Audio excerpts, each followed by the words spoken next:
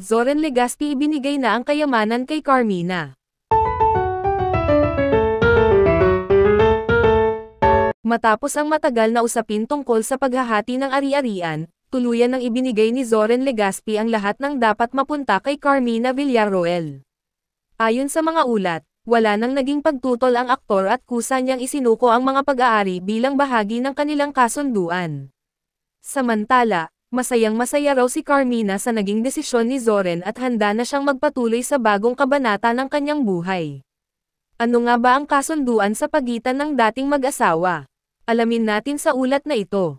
Narito tayo ngayon sa opisina ng abogado ni Carmina Villarroel kung saan naayos na ang legal na usapin tungkol sa hatian ng ari-arian sa pagitan nila ni Zoren Legaspi.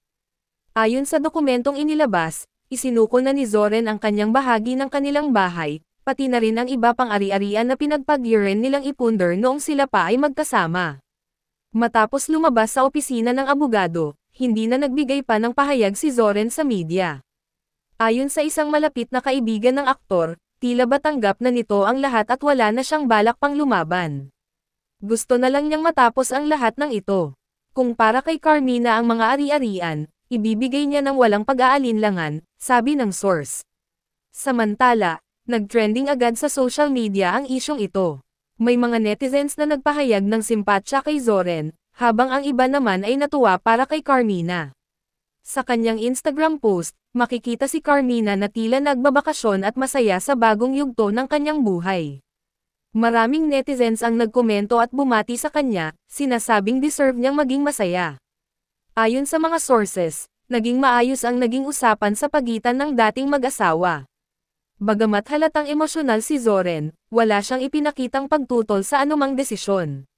Kung ito ang makakapagpasaya kay Carmina, ibibigay ko, di umano'y sinabi ni Zoren sa isang pribadong pag-uusap.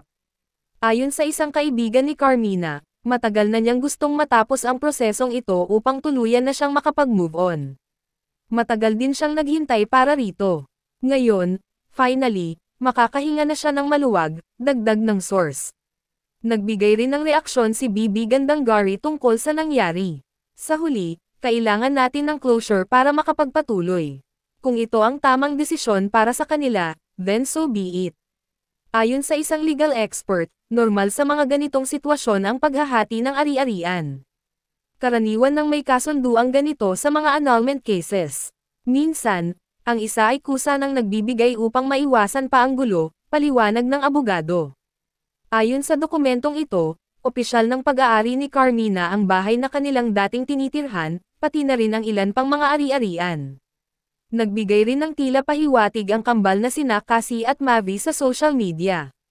Maraming netizens ang nagtanong kung ito ba ay may kaugnayan sa bagong kasunduan ng kanilang mga magulang. Ayon sa isang malapit kay Zoren, bagamat mabigat ito sa kanya, mas pinili niyang gawin ang tama.